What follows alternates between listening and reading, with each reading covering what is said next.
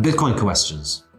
Now, I've made my case for Bitcoin and I've presented why I think Bitcoin is so important, but this obviously raises a lot of questions, and I'm going to try and address some of the most important ones in this last episode.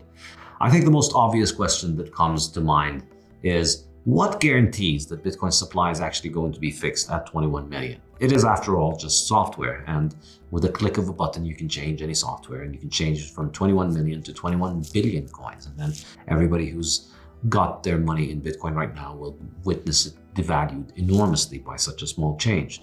But I don't really think that is possible. In fact, the only reason I think Bitcoin is interesting is because the money supply cannot be changed. And before I understood this about Bitcoin, Bitcoin was not an interesting thing for me. It was something that I thought would fail inevitably because the supply would be changed and then that would completely destroy the value proposition. It was only when I understood that the supply cannot be changed that I began to pay attention to Bitcoin and think that this is something truly interesting. So what makes me think that?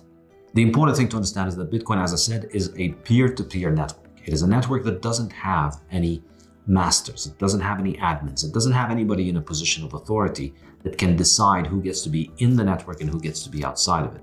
There's nobody who can kick people out of the network, and there's nobody who can enforce changes on the network. So we don't have to trust in any single authority maintaining the current supply as it is, because the only authority in Bitcoin are the members of the network, the peers in the network. So if you are a member of the Bitcoin network, if you run the Bitcoin software on your computer, you decide the rules for Bitcoin. And as long as you want to have 21 million Bitcoins, you're able to have it. And as long as anybody else wants to have the 21 million Bitcoin rule, they will be part of the same network as you. So this is ultimately what it comes down to. And I think the more you study and understand how Bitcoin operates, the more you realize that 21 million really is set in stone. First of all, the person who made Bitcoin made it under a pseudonym. It wasn't their real name. They put the software out and other people used the software. They copied it. They started using it on their network and they became members of the network just like him. But not only that, he then disappeared. So nobody knows who he is.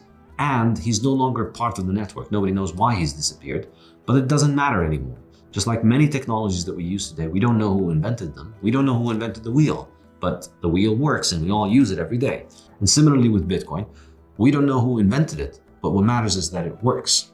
And what matters is that the person who invented it disappearing did not stop it from working successfully for 11 years. During those 11 years, Bitcoin has operated without any single authority being in charge,